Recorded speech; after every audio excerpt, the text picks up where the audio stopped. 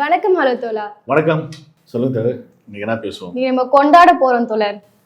ஆமா, திரௌபதி 2வோட உலக அளவிலான ஒரு வெற்றி. அத வந்து இன்னைக்கு கொண்டாட போறோம் நம்ம சேனல்ல வச்சு. காபியின் தோழரா?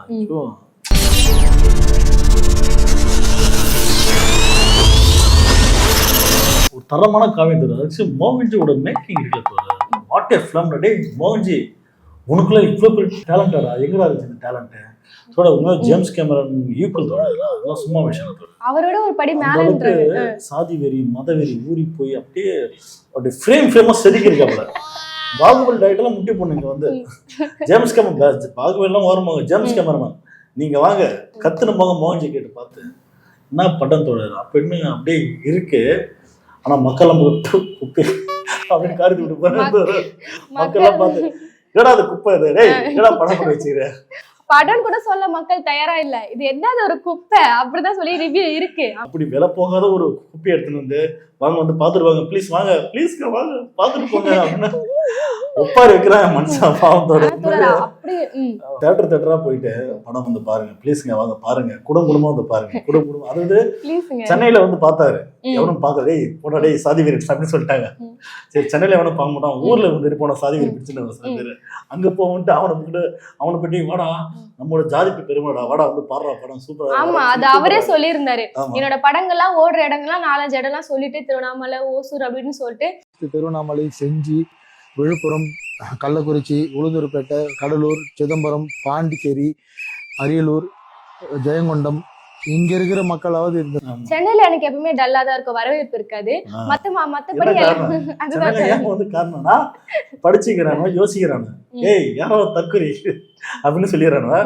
ஊர்ல படிக்காத வேணா இருப்பானோ ஜாதி இருப்பிச்சுன்னா அவங்க கூட்டு வந்து பாடுறான்னு. அது இவரு பண்ண ஃபர்ஸ்ட் 2 படம்லாம் பார்த்தாங்க வந்து. ஏன்னா அதுல ஒரு சாதி வெறி இருந்தது. பரவாயில்ல நாடகத்தை பத்தி காட்டுறானே, பரவாயில்ல பிசிகை பிடிச்சி கிழிச்சுக்கிறானே அப்படின்னு பாக்குறாங்க வந்து பார்த்தாங்க. அந்த ஒரு வெறியில வந்து பார்த்தாங்க. இது டோட்டலா பார்த்தோன்னா ஒரு முஸ்லீம் ஒரு இது தானே, முஸ்லீமோட பொலிட்டிக்கல் பத்தி பேசுது, அரசியல். ஏன்னா அரசியல்னா அந்த மத அரசியல் பத்தி பேசுவாங்க. மொத்தம் படம் ஏன்டா நல்லா தானே பண்ணிட்டு இருந்த படம், அழகா ஜாதி வெறி தூண்டுற மாதிரி படம் பண்ணியிருந்த அந்த மாதிரி பண்ணிட்டு போடா வந்து நாங்க வந்து பாக்குறோம். இப்ப வந்து தேவலாமா முஸ்லீம்களை பத்திலாம் அவனுக்கு நம்ம சம்மந்தமே இல்லடா, எங்க ஊர்ல பிரச்சனைகள் அதை வந்து பேசு, நாடகங்கள் பண்றான்னு காட்டு, அந்த மாதிரி காமிச்சா அந்த படம் பார்ப்போம். அந்த மாதிரி. ஏன்னா இப்ப அவங்க சமுதாய மக்களே இந்த படத்தை வந்து பாக்கல, கதறாரு மனுஷன். நான் கூட பார்த்தா ஒரு இயக்குனர் வந்து போயிட்டு ரிவ்யூ பண்ணி நம்ம பார்த்தது இல்லை மேக்சிமம். இயக்குனர் படம் பார்த்து கேக்குறேன் சார், ஒரு சின்ன குழந்தை கேக்குறாரு, பாத்தியம்மா படம் எப்படிமா இருக்கு, நல்லா இருக்கு, அது உங்களுக்கு எந்த கேரக்டர் உங்களுக்கு பிடிச்சிருக்கு, அந்த பொண்ணு யோசிக்க எந்த கேரக்டர் நீ காமிச்சா எனக்கு புரியலடா. அவ்வளவு பெரிய டைரக்டர் வந்து சினிமா வாசல்ல போய் இன்டர்வியூ எடுத்தேன்னு சொல்றீங்க, என்னங்க சொல்றது இது? ஆனா எவ்வளவு பெரிய தலைவர்கள் அவரை பாராட்டி இருக்காங்க, என்ன அவ்வளவு அசல்ட்டான விஷயமா? யாரு பாராட்டுன்னா யாரு? நம்ம ஆளுங்க யாரு? எச்ராஜா இல்லைங்க, மோகன்ஜியோட கனெக்ட்ல இருந்தா யாரு மோகன்ஜிக்கு யாரு பெரிய ஆளுகள் சொல்லுங்க? எச்ராஜா அவர்கள், அப்புறம் வந்து ரஞ்சித் அவர்கள், அந்த மாதிரி முத்தையா, சௌமியா, அன்புமணி, இவங்கெல்லாம் அப்படியே பாராட்டு மழையா பொழிஞ்சிருக்காங்க. பாத்தீங்களா இவங்கெல்லாம் யாரெல்லாம் சப்போர்ட் பண்ண, அதாவது மோகன்ஜி படம் வந்தாவே யாரெல்லாம் சப்போர்ட் பண்றாங்கன்னு எடுத்து பார்த்தோம்னு தெரியும். சங்கிகள், அதாவது பிற்போக்க யோசிக்க கூட இருந்தாங்க, சாதி வெறிஸ், மத வெறிஸ். ஸோ இந்த மாதிரி ஆட்களும் சப்போர்ட் பண்ணாங்க. அதுல ஹெச்ராஜா ஒரு படி மேல போயிட்டு இல்ல. ஆமா, என்ன சொல்றாருன்னா இது வந்து தமிழகத்துல இருக்க எல்லா தமிழ் குழந்தைகளோட பாட புத்தகத்துல வர வேண்டிய ஒரு பெரிய காவியம் இது. காவியமா? என்னது இது காவியம்? இல்ல அப்படி என்ன அப்படி சொல்லிட்டாங்க இந்த படத்துல. என்னன்னா நம்ம முன்னோர்கள்லாம் எவ்வளவு கஷ்டத்தை அனுபவிச்சாங்க அப்படின்னு நம்ம குழந்தைகளுக்கு எல்லாம் காட்டணும். ஆரியர்களா இல்லையா? இல்ல துருக்கியர்கள். அது இல்ல அந்த மாதிரி இல்லையா? அந்த மாதிரி அவர் எச்ராஜா சொல்றாரு, அதை சொல்வாரு. அவர் என்ன சொல்றாரு, துருக்கியர்கள்லாம் வந்தாங்கல்ல, அதெல்லாம் நம்ம குழந்தைகள் எல்லாம் தெரிஞ்சுக்கணும், குடும்பமா போய் பாருங்க அப்படின்னு சொல்றாரு. இப்படி நம்ம மாத்தி பண்ண ஆரியர்கள் எப்படி படையெடுத்து வந்தாங்க, படையெடுத்துலாம் வரல, இப்படிலாம் ஆடி மேய்ச்சி வந்தாங்க. ஆடி மேய்ச்சி வந்து இப்படிலாம் நம்மள ஏமாத்தினாங்க, இப்பெல்லாம் சாதியை வந்து கட்டமைச்சாங்க, எப்படிலாம் வந்து 2000 வருஷமா வந்து எப்படிலாம் ஏமாத்தி சாப்பிட்டாங்க அப்படின்னு ஒரு படம் எடுத்து செம்மையா இருக்கு. எடுத்து வச்சு ஆண்டி இண்டியன் சார். அது முஸ்லீம் மீது வெறுப்பு பிரச்சாரம் தான் அந்த படம் முழுக்க. ஏன்னா முஸ்லீம் மக்கள் அன்னைக்கு ஒரு காலத்தை படையெடுத்து வந்தாங்க. இவங்க காட்டுற மாரிலாம் பெருசெல்லாம் கிடையாது. படையெடுத்து வந்து இந்த கோவிலில் அடிச்சு உடைக்கிறது அப்படிலாம் கிடையாது. ஏன்னா அவங்களுக்கு ஒரு மத நம்பிக்கை இருக்குன்னா அப்போ மற்ற மத நம்பிக்கை வந்து ஏற்றுக்கிட்டாங்க. எனக்கு தெரிஞ்சு மலேசியால உள்ள சிங்கப்பூர் பார்த்தோம்னா முஸ்லீம் கண்ட்ரி தான்.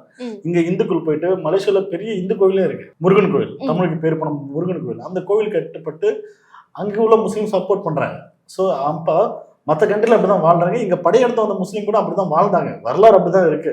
இங்க வந்து இந்து கோயிலை வந்து அடிச்சு இந்து மக்களை கொன்னு அப்படியே கொடுமைப்படுத்தலாம், அந்த மாதிரி இதெல்லாம் கிடையாது. அந்த மாதிரி காட்சிகள் தோட படத்திலே இருக்கா. அந்த மாதிரி இஸ்லாமியர்கள் வந்து ரொம்ப கட்டாயப்படுத்தி மத மாற்றம் செஞ்சாங்க, பெண்கள்கிட்ட ரொம்ப தவறா நடந்துகிட்டாங்க, அதை வந்து மனுஷக்கறி எல்லாம் சமைச்சு சாப்பிட்டாங்கன்ற மாதிரி எல்லாம் காமிச்சிருக்காங்க போல. சங்கிய மூளை போனா வரல, கொஞ்சம் சாணியை சாப்பிட்டு போறாரு, கோமியம் குடிச்சிருப்பாரு. அதெல்லாம் சங்கிய மூலாடைய ஒன்னா கூடி இருப்பா முஸ்லீம்களை எப்படி காட்டலாம் இருப்பா.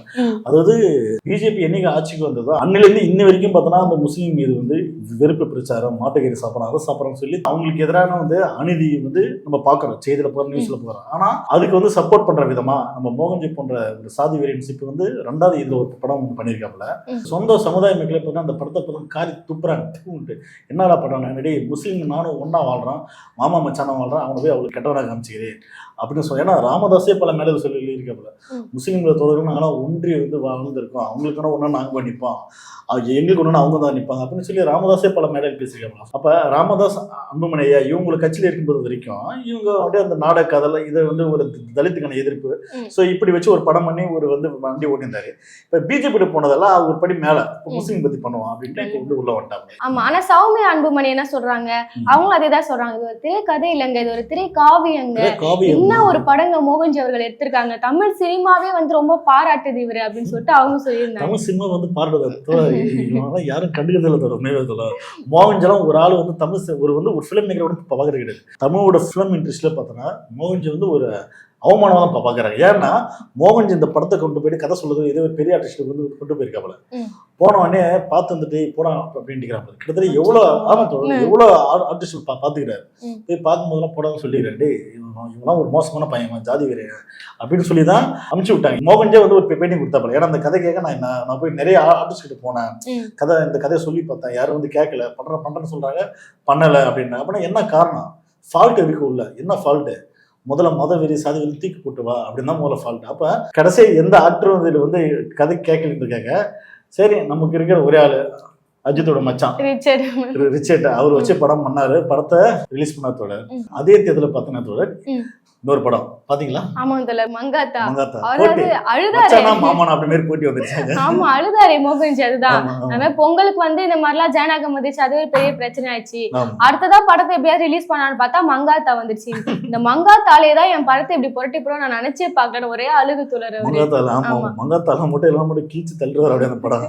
அப்படி மட்டும் இல்லாதோட விஜயோட படம் இருக்கிறதோட தெரியும், அதையும் வந்து பார்த்தோன்னா ரீரிலீஸ் பண்ணதா சில பேச்சுவார்த்தை போயிட்டு இருந்தது. மோகன்ஜி தான் போயிட்டு வந்து இல்லை சார் என்னோட காவியம் வருது படம், இந்த காவியத்தை வந்து மக்கள் மத்தியில் கொண்டு போய் சேர்க்கணும், மதவெறியை போய் சேர்க்கணும், மதவெறியை தூண்டணும், அதுக்காக இந்த படத்தை நான் வந்து கொண்டு வரேன், அதை செய்து உங்கள் படத்தை கொஞ்ச நாள் தள்ளி போடுங்கட்டார். அப்படி இவர் சொன்னதாகவும் அதை அவங்க கேட்டதாகவும் இவர் படத்தை வந்து அந்த தேதியை வந்து ரிலீஸ் பண்ணாரு. அப்ப அங்கே கேட்ட வாய் உன் படத்தோட ஆக்டர் ரிச்சர்ட் தானே, அவன் மாமன் தானே யாரு அஜித், மங்காத்தா படம் கொஞ்சம் தள்ளி போடுங்க அப்படின்னு சொல்லி கேட்க வேண்டியதானே, மதிக்க மாட்டாங்க அவங்க யாரும் சொல்லி. அதான் அவங்களுக்கு அப்படி ஐடியாவே இருந்திருக்காது. இப்படி ஒரு படம் வந்து இப்படி ஃபிளாப் ஆனதா என்ன பண்ணிட்டாங்க, இல்ல மங்காத்தா வந்ததால தான் என் படம் போயிடுச்சு, இல்லைன்னா அப்படியே கோடிக்கணக்கில் வசூல் போயிருக்கும் அப்படின்ற மாதிரி மாத்திட்டாரு. அதோட இப்ப அதுக்குதான் இப்ப அதையும் தாண்டி இப்ப இன்னொரு படி மேல ரஞ்சித் மேல தான் அந்த படம் வந்து சரியா பார்க்க மாட்டாங்க. ரஞ்சித்தோட டீம்ஸ் எல்லாம் பார்த்தோன்னா அந்த படம் நல்லா இல்ல சரின்னு சொல்லி வெறுப்பு பிரச்சாரம் பண்றாங்க. அதனால பார்க்கணும்னு சொல்லி ஒரு ஆர்டிகல் வந்து எவனா அதை போட்டுக்கலாம். ஏய் என்னடா இப்பதான் வந்து மங்காத்தாவோட படத்து மூலமா அந்த படம் காணாம போச்சு, இப்ப ரஞ்சித் மூலமா கதை. அதாவது ரஞ்சித்தாவோட மேக்கிங் ஸ்டைல் எப்படி இருக்குன்றது, இவரோட மேக்கிங் ஸ்டைல் எப்படி இருக்குன்றது ஒரு சின்ன வேரியேஷன் மட்டும் பார்க்கலாம். ஒண்ணும் இல்ல, உன் படம் சென்னையில போதா இல்லையா, அவரே சொல்றாரு சென்னையில போகல. ரஞ்சித்தோட படம் வந்து சென்னையில ஓடும், பெரிய பெரிய ஃபெஸ்டிவல் ஃபிலிம் ஃபெஸ்ட்லாம் கூட்டு வந்து அந்த படத்தை பத்தி பேசுவாங்க. வேர்ல்டு லெவலில் அந்த படத்தை வந்து நிறைய விஷயங்கள் வந்து பேசுறாங்க. ஏன்னா வந்து அவர் படம் வந்து நிறைய வந்து சாதி ஒடுக்குமுறை அடக்குமுறை பத்தி பேசுது. உன் படம் வந்து எதை பத்தி பேசுது, சாதி வெறி மட்டும்தான் பேசுது. அதாவது இவங்க பொதுவாக சொல்லுவாங்க தவிர அது ரஞ்சித் படம் பண்ண மட்டும் நீங்க கொண்டாடுறீங்க, என் தலைவரும் படம் பண்றாங்க நீங்க கொண்டாட மாட்டீங்கன்னு சொன்னாங்க. ஏன்னா சாதி ஒழிப்புக்கும் சாதி வெறிக்கும் வேரியேஷன் தெரியாம இந்த தற்கொலைங்க இருக்காங்க மாங்கா பாய்ஸ், இவன் அப்படிதான். ஆமா, எந்த வேரியேஷன் அது ஏன்டா ஒருத்தன் சாதி ஒழிப்பை பத்தி பேசுறான்னா அது அந்த படம் வேற, அந்த சாதி வெறியை தூண்டுற மாதிரி பேசுறான்னா அவனை சப்போர்ட் பண்ணீங்க அறிவு இருக்கா? வெக்கமான சூடு இருக்கா? அது மட்டும் இல்லாம ஒருத்தன் தேட்டர்ல இந்த படத்தை பார்த்துட்டு ஒருத்தன் பேசுறான், சார் மோகன்ஜி வந்து சமூகத்துக்கு அக்கறையான படம் பண்ணுவார் சார், அவ்வளவு ஒரு சிறந்த டைரக்டர். எப்படி நம்மளாம் ஆண்ட பரம்பரடா, நமக்குலாம் பெரிய வம்சம் இருக்கு, நம்ம வீட்டு பெண்கள்லாம் வந்து பட்டணத்துக்கு போகாதீங்க, காலேஜ் படிக்காதீங்க, ஊர்ல இருங்க, அங்கெல்லாம் போனா ஏமாத்துறவன இதா? ஏன்டா பெண்களை வெளியே படின்னு சொல்லணும், பெண்கள் வந்து வீட்டை விட்டு வெளியே வாமான்னு சொல்லணும், இதுதான் தோட ஒரு பாசிட்டிவ்னா இதுதான். அதெல்லாம் தாண்டி விட்டு பெண்கள் வீட்டுக்குள்ளே ஏறான்னு சொல்றது உனக்கு வந்து சூப்பர் டைரக்டர். ஆனா வீட்டுக்குள்ளே ஒரு படத்தை பார்க்கறதுக்கு மட்டும் வெளியே வரணுமா பெண்கள்? படத்தை பார்க்க வாங்க அப்படின்னு சொல்றாரு. நீ எடுத்துட்டு போய் ஒரு பெரிய குப்பை படமா எடுத்துக்கிறாரு, பெண்கள்லாம் வந்து பாருங்க ஆடு மாதிரி எடுத்து பேசுறேன். அதாவது இந்த ஃபீல்டில் நிறைய பேர் சொல்லுவாங்க, மோகன்ஜி வந்து பார்த்தோன்னா ஒன்றும் கிடையாது. ஒரு படத்துக்கு எப்படி ஷார்ட் கம்போஸ் பண்ணணும் எப்படின்றது ஒரு பேசிக் நாலேஜ் கூட வந்து இல்லை, அதெல்லாம் ஒன்றும் கிடையாது. ஒரு பொலிட்டிக்கல் வந்து ஒரு பொலிட்டிக்கல் ரிலேட்டடாக நம்ம பண்ணலாம். யாருக்கு எதிரானா பா ரஞ்சித்துக்கு எதிராக. பா ரஞ்சித் வந்து சாதி ஒழிப்பு விதமாக பேசுறாரு. அப்போ சில சாதி ஃப்ரெண்ட்ஸில் வந்து ஏற்றுக்க முடியல, இன்னும் யாரும் அவன் இந்த மாதிரி பண்ணுறான்ட்டு. ஸோ அப்போ அவனுக்கு தீனி போடுற விதமாக நம்ம பண்ணுவான் அப்படின்னு வந்தவர் தான் மோகன்ஜி. இல்லைனா மோகன்ஜின்றது ஒரு ஆளே இல்லாமல் போயிருப்பார். ஏன்னா பழைய படத்தெல்லாம் பார்த்தோன்னா அப்படிதான், அந்த அளவுக்கு அவர்கிட்ட வந்து பெரிய விஷயம். ஏன்னா இப்போ வரலாற்று காமிங் படிக்கிறீங்கன்னா அது எவ்வளோ புக் எடுக்கணும், எவ்வளோ வந்து ரெஃபரன்ஸ் எடுக்கணும், என்ன மாதிரி காஸ்டியூம்ஸ் எப்படி போகணும், என்ன மாதிரி இது இருக்கு, ட்ரெஸ்ஸிங் இருக்கு, இதெல்லாம் ஒரு டீமாக பார்ப்போம் அந்த வேலை. அதெல்லாம் ஒண்ணுமே இல்லையா, சும்மா மங்கனித்தனமா காஸ்டியூம்ஸ் போட்டு விட்டு கலர்ஃபுல்லா போட்டு விட்டு வா வா நில்லு வா சூப்பரா வா, இதுதான் ஒயிட் ஷர்ட் எல்லாம் சூப்பரா வா. காஸ்டியூம் பத்தி ஒருத்தர் பேசியிருந்தாரு, அது ஒரு சட்டை கூடமா போடாம அந்த காலத்துல இருந்திருப்பாங்க, என்னன்னா இந்த ருத்ராட்சத்தை காட்டுறதுக்காக வேமே அந்த மாதிரி ஷார்ட் எடுத்திருக்காங்க இவங்க அப்படின்ற மாதிரி ஒருத்தர் பேசியிருந்தாரு. அதாவது மோகன்ஜி படம் பண்றது வந்து இதே மத்தவங்க போட்டே பண்றேன் நானும் பண்றதுதான் படம் கிடையாது. படி, முதல்ல போய்டு, வரலாற்றை படி, விஷயங்களை பேசு, மக்களுக்கு பிரச்சனை பற்றி பேசு, உண்மையாகவே மக்களுக்கான பிரச்சனை பற்றி பேசு. அதை விட்டுட்டு வந்து சாதி வீரனுக்கு வந்து தூண்டு விதமாக, சாப்பாடு போட விதமாக வந்து படம் பண்ணுறது, மத வீரனுக்கு வந்து தூண்டு விதமாக படம் பண்ணுறது, இந்த குழப்பம் தூக்கிப்படும். இல்லைன்னா வந்து இப்படி தொடர்ந்து பண்ணனா மக்களை வந்து ஸ்கிப் பண்ணிட்டே இருப்பாங்க. ஏன்னா இந்த படம் ஓடணும்னு சொல்லி ஒப்பாரி வச்சு நீயே, எனக்கு தெரிஞ்சு மற்ற எந்த டைரக்டர் வந்து ஒப்பாரி வைக்கல. படம் அட்லீஸ்ட் ஒரு சின்ன பட்ஜெட் படம் வந்து போகும். ஆனால் நீ வந்து ஒப்பாரி வச்சுன்னா என்ன காரணம், நீ பண்ண படம்லாம் பார்த்தோன்னா கம்மி பட்ஜெட் தான். ஃபர்ஸ்ட் 4 கோடி 6 கோடி அப்படின்னு பண்ண படம். இந்த படம் எனக்கு தெரிஞ்சு ஒரு 15 கோடி கிட்ட போட்டுருக்கோம் செலவு. ஏன்னா இந்த படம்னால போட்ட காசு வாங்க முடியலன்னு பதறுது. ஐயோ குடும்பமே போயிடும் பொழுது அடகு வச்சா கூட காசை வந்து இது பண்ண முடியாது சொல்லி உங்களுக்கு பயம். ஏன்னா நீ அந்த பயத்துல வந்து பேசுற, ஐயோ எப்படி வந்து படத்தை பாருங்க ப்ளீஸ் ப்ளீஸ் கெஞ்ச. என்ன காரணம், மாநகரம் படம் பண்ண லோகேஷ் அவரே சொல்றாரு, ஒரு படம் நல்லா இருந்துச்சுன்னா கண்டிப்பா மக்கள் தேடி வந்து பார்ப்பாங்க, நல்லா இல்லாத படத்தை நீ கூவி வந்து பாருங்க. ஆமா, அதனால வந்து நீ முதல்ல மாறு, இல்லைன்னா மாறணும்னா அந்த சமூகம் உன்னை மாற்றும். அது வந்து நீ மாற்றிட்டு நீ வந்தாலும் வச்சுக்க, கண்டிப்பாக நீ ஒரு நல்ல ஒரு படைப்பாளர் வரணும்னா சாதி வரி மத வரி தூக்கி போட்டு நீ வா. அப்போ நீ பண்ணுற படத்தை வந்து ஒட்டுமொத்த மக்கள் சப்போர்ட் பண்ணவங்க கொண்டாடுவாங்க. இல்லைன்னா அது வரைக்கும் நீ செருப்படி தான் வாங்குவாங்க. சாதி வரி மத வரி எல்லாம் இல்லையா? அவர் என்ன சொல்றாருன்னா, பிரிட்டிஷ்காரங்க வந்து இப்ப நாட்டுக்கு வரும்போது நீங்க அவங்க எப்படி பாத்தீங்க, அவங்க ஒரு கிறிஸ்தவர்களா பாத்தீங்க இல்ல ஒரு மத வரியா பாத்தீங்களா? அது மாதிரி இந்த படத்தையும் வந்து நீங்க ஒரு இஸ்லாமியர்களா பாக்காதீங்க, ஒரு துருக்கியர்களா பாருங்க, நான் இஸ்லாமியர்களை எதிரிகளா காட்டவே இல்லை அப்படின்ற மாதிரி சொல்றாரு. அதாவது இந்த நேரத்துல இந்த காலகட்டத்தில் இந்த படம் யாரு கேட்டா சொல்லு போனா, ஏற்கனவே மதுரையில பார்த்தோன்னா அந்த இஷ்யூ ஒன்று போயிட்டு இருக்கு, கோவில் சார்ந்த பிரச்சனை. அந்த மலை பார்த்தோன்னா யாரு மலை அப்படின்னு பிரச்சனை போயிட்டு இருக்கு. ஸோ அவங்களுக்கு வந்து சப்போர்ட் பண்ற விதமாக பண்றது யாரு கேட்டாங்க படம். அதோட ஒரு காலத்துல இங்குள்ள மன்னர்கள் படையெடுத்து போனாங்க, அங்குள்ள மன்னர்கள் வந்தாங்க, அப்பெல்லாம் காலம் கடந்து போச்சு, எல்லாம் வாழ்றான், சேர்ந்துதான் வாழ்றான். நீ வந்து முஸ்லீம் வந்து கோவில் உடைச்சிட்டான் அப்படின்னு சொல்லி இப்ப படம் பண்ற, முதல்ல உண்மையான வரலாறு எடுத்து பாரு. இந்த கோவிலுக்கு முன்னாடி இங்க என்ன இருந்தது முதல்ல பாரு.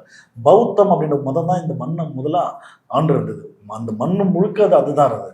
அப்ப அந்த கோவிலை உடைச்சி இந்த ஆரிய சனாதன கோவிலை எவன் கொண்டு வந்தாலும் முதல்ல பாரு.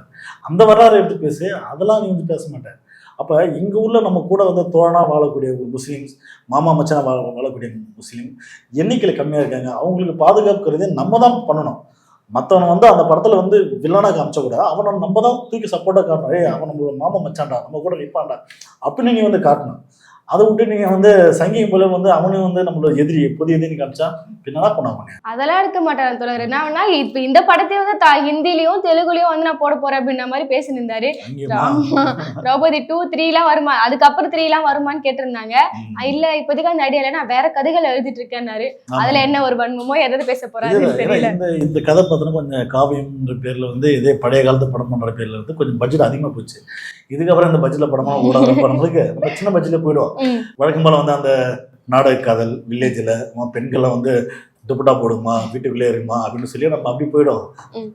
ஸோ அதனால் கடைசியா இவர் வந்து பொட்டிக்கிட்டு ஊர் பக்கம் தான் போய் ஆகணும். ஆமா, மக்கள் இப்ப லாஸ்ட் ரிவ்யூ என்னன்னா, இது திரௌபதி 2வா இல்ல கந்தன்மலை 2வான்னு தெரியல. எல்லாமே ஒரே மாதிரி ஒரு பிரிவினை ஏற்படுத்துற வகையில தான் இருக்கு அப்படின்ற மாதிரி சொல்லியிருந்தாரு. பாக்கலாம். இப்ப அழுறா வேற, மத்த டேரக்டர் மாதிரி எனக்கு யாருமே இல்லை, எனக்கு ஒரு ட்வீட் போட ஒரு ஆள் இல்லை, என்ன வந்து ஒரு இது பண்ணதுக்கே ஆள் இல்லை, எனக்கு ஒரு மார்க்கெட்டிங்க்கு நான் முழுக்க வந்து நான் மக்களை நம்பி வந்திருக்கேன். இதை செஞ்சு எல்லாரும் குடும்பமா இப்போ ஒரு 1 லட்சம் பேர் பார்த்திருக்கீங்கன்னா எல்லாரும் போயிட்டு அடுத்தவங்ககிட்ட சொல்லுங்க, எல்லாரும் வந்து படத்தை பாருங்க அப்படின்னு சொல்லிட்டு அழுகுறாரு. பாக்கலாம் தல. அவரை கதறல் பத்தி நீங்க என்ன நினைக்கிறீங்கன்னு மறக்காம கமெண்ட் செக்ஷன்ல சொல்லிடுங்க. நம்ம ஹலோ தலவை சப்ஸ்கிரைப் பண்ணிக்கோங்க. நன்றி, வணக்கம்.